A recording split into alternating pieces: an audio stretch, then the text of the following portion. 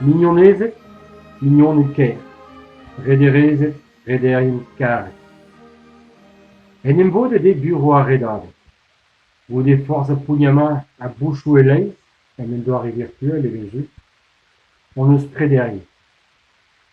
Goude be a goulennet ali ar huzul mera, e rankom em bandeur, ne c'hello ket a redadek, kreuzi breid evet rak treset, e tre ar pomzek a gandre varnugen a viz leid ur vidugen. Ur ran galon eo kemer ur sot diviz.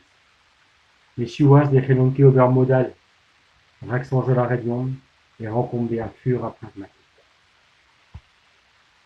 Matre vo posuk d'ar mar ese d'an ol mon ermez en dro, met den ne oar, ki on et non metra. E forz penaos a hortos, ne c'hellim ket derc'hel gant an ozad. Diestre vo beurz a kilometro a kaout an o treo tremen. A red vefe dion ken derc'hel da bost a arc'hant, e beasur e vefe deus an dar.